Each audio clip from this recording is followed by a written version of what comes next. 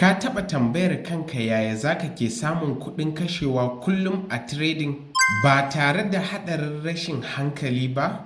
Duk ranar Laraba zan ke koya muku yadda za ku yi amfani da Quotex signal don samun daga $10 zuwa $500 a kullum. Ya danganta da capital ɗinka. So ba tare da ɓata lokaci ba, ku zo mu je a domicin na nuna muku yadda za ku yi. So guys, kamar yadda kuke gani a halin yanzu gani nan a cikin Quotex broker. Abin da zan fara yi na farko shine zan canza wannan currency pair daga wannan currency pair zuwa AUD USD kamar yadda kuke gani. So kamar yadda kuke gani AUD USD yana bamu almost 93%. To saboda haka zan yi trade akan AUD USD. Kamar yadda kuke gani a halin yanzu ina da balance ɗin $310 a cikin account ɗina. To saboda haka a halin yanzu idan kana amfani da kwamfuta kawai ka zo ka taɓa wannan mode ɗin sannan sai signal. Idan kuma da waya kake amfani a ƙasan wayanka da akwai gefen profile ɗinka da akwai 3 dot a can ƙasa. Kai tsaye ka danna wannan 3 dot ɗin shikenan zai nuna maka wurin wannan menus ɗin, shikenan sai ka zaɓi signal. Da zaran ka zaɓi signal zai kawo ka wannan wurin. So idan kana amfani da kwamfuta zai fi maka sauƙi 100% fiye da wanda yake amfani da waya. To saboda haka a halin yanzu zan yi amfani da kwamfuta. So kamar yadda kuke gani abin da za ka yi da most important shine ka saita time.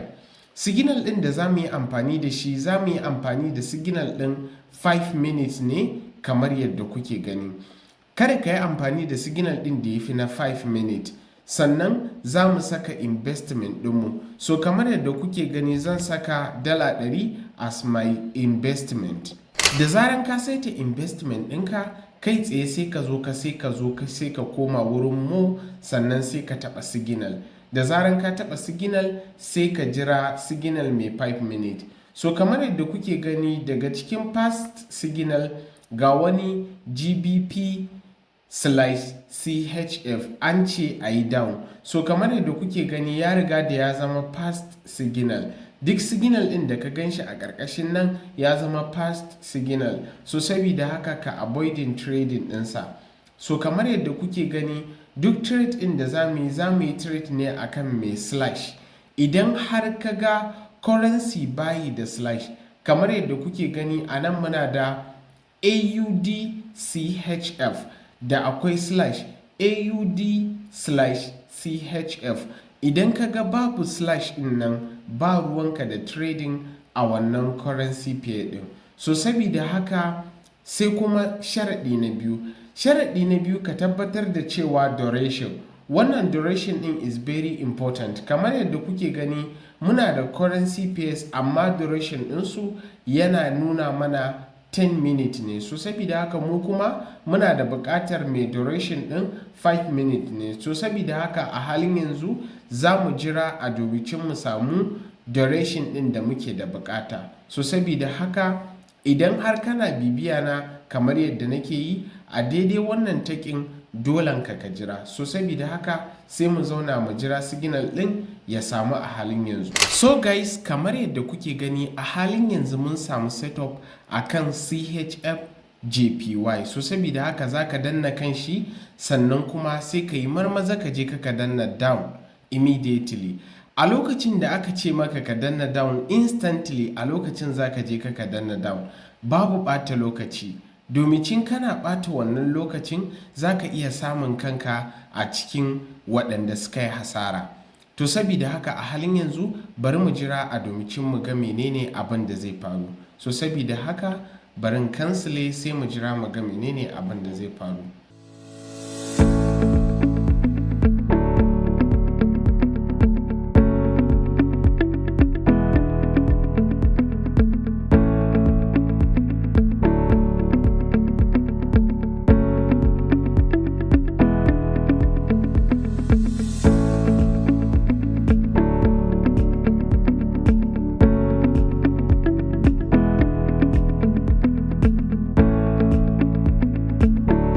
So guys, mun yi loss. loss. Gaskiya ban ji daɗin wannan trade ɗin ba, amma kuma da farko kamin ka ankara za ka ɗauka trade ɗin zai abin kirki, amma a halin yanzu kamar yadda kuke gani mun yi losing ɗin dala 100, which is very very bad, sannan kuma ban ji daɗin hakan ba. So saboda haka kamar yadda kuka sani dama already shi trading ya riga da ya gaji haka, so definitely dole ka yi lose, especially muna amfani da 60% win rate ne na Quotex broker. So saboda haka mu koma a domicin mu nemo wani signal, amma kada ku manta a halin yanzu ni ina da personal strategy da nake amfani da shi, which is times 3. Idan na yi loss ɗin dala 100, ina zuwa sai na canza investment ɗina sai na mayar da shi dala 300. So saboda haka kai ma in kana da buƙatar wannan za ka iya mayar da investment ɗinka dala 300, sannan mu jira wani sabon setup da zai zo, sannan mu shiga trade. So saboda haka kada ku manta za mu jira duration 5-minute duration. So saboda haka za mu jira a halin yanzu sannan mu sake komawa wani trade. So saboda haka let's go guys. Alhamdulillah guys, a halin yanzu mun samu sabon setup akan USD CHF. So saboda haka let's go guys, za mu shiga da dala 300 a halin yanzu. Let's go.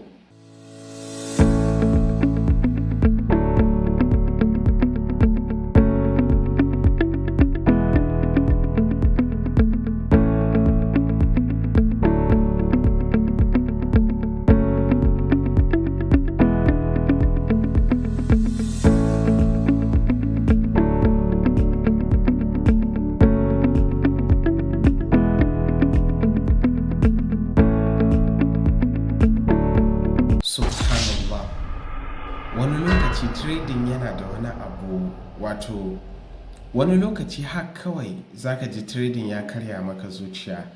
Like kamar yadda kuke gani a halin yanzu na sake losing ɗin dala 300 a wato a karo na biyu. Subhanallah, insha Allah za mu koma trade. Wannan shi ake kira da never give off, kada ka taɓa sarewa. So once ka zo irin wannan amfanin wannan strategy kenan na martingale strategy, na yi bidiyon already a YouTube channel ina, za ka iya zuwa ka duba. Amfanin wannan strategy shine duk loss ɗin da ka yi, ko da za ka yi loss ya kai kala 10 ne different times, kana samun winning guda ɗaya instant, za ka yi recovery ɗin duka wannan loss ɗin.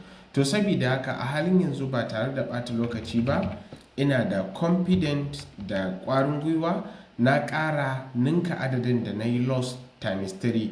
Da farko na yi loss ɗin dala 100, sai na mayar da investment ɗina dala 300 na koma da dala 300.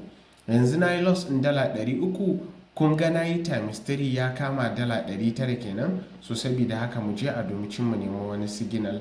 So kamar yadda kuka sani as usual, ko da yaushe idan mun tashi za mu nemo signal, za mu nemo na 5-minute duration ne.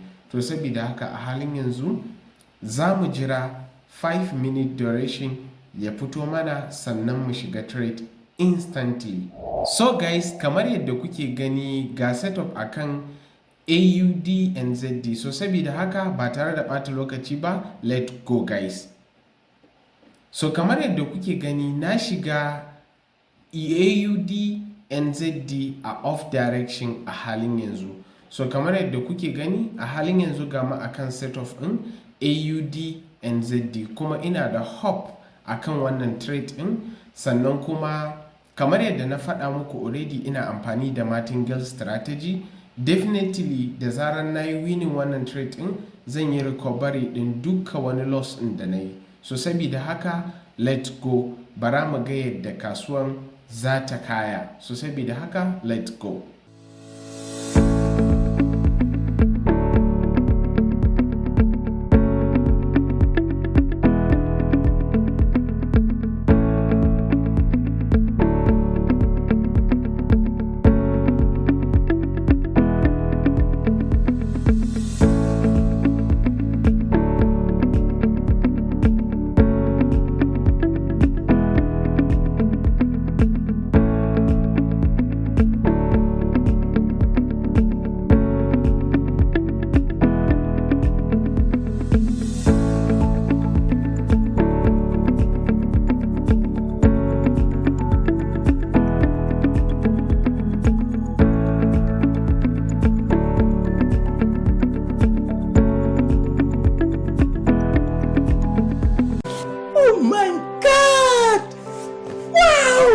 Alhamdulillah, masha Allah.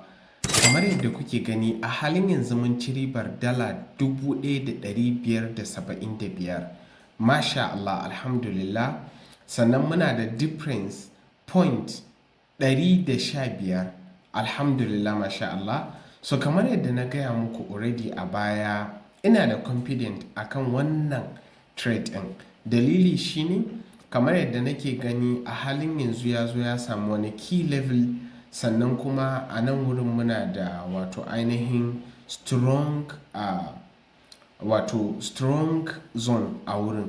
So sabida haka wannan yake nuna cewa exactly wannan prediction na Quotex a daidai wannan wurin yana kan daidai. Ba za a ce suna kan daidai 100% ba, amma kuma suna kan daidai. Sannan kuma wannan trade in yayi kyau matuƙa. So kamar yadda kuke gani dama mun fara ina ga da dala 3,100. So yanzu muna da dala 3,285. So kamar yadda kuke gani alhamdulillah, masha Allah, ba abin da za mu ce sai dai mu gode wa Allah.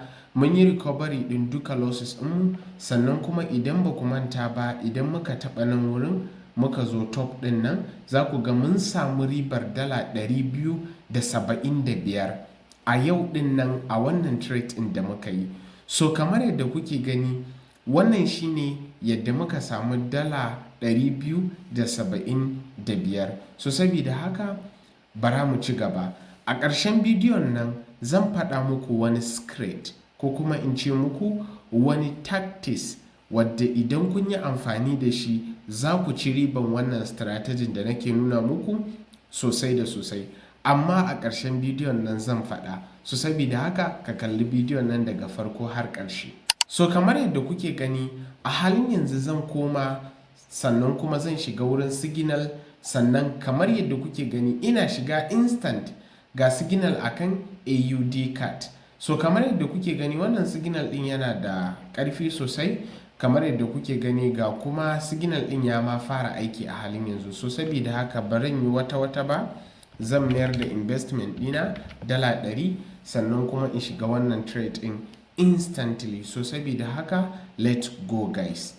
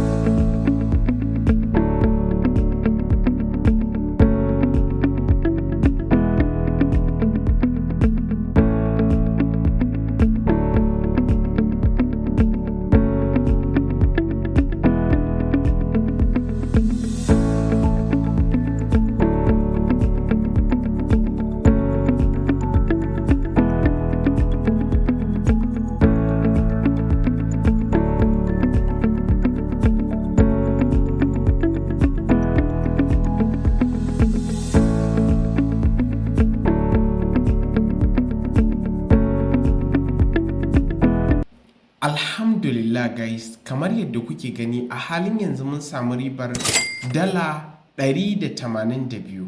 Babu abin da damu ce sai dai mu ce alhamdulillah, tare da difference na 88 point. Kamar yadda kuke gani a halin yanzu balance ɗinmu yana mazaunin dala 3,367. Kada ku manta a baya ɗazu mun faɗi sau biyu.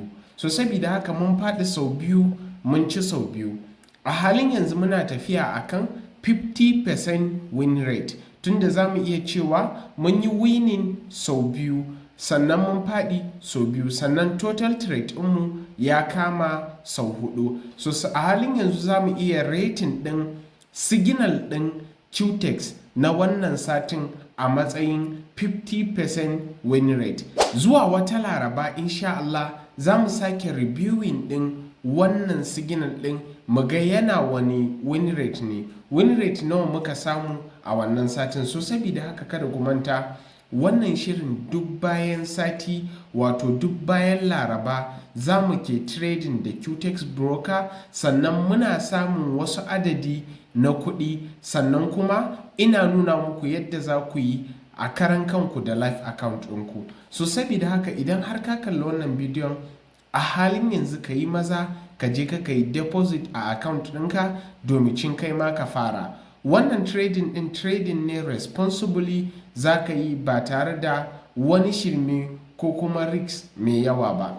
So saboda haka a halin yanzu bara mu je mu a domin mu ga adadin ribar nawa muka samu. Kamar yadda kuke gani mun samu ribar dala 357 a halin yanzu.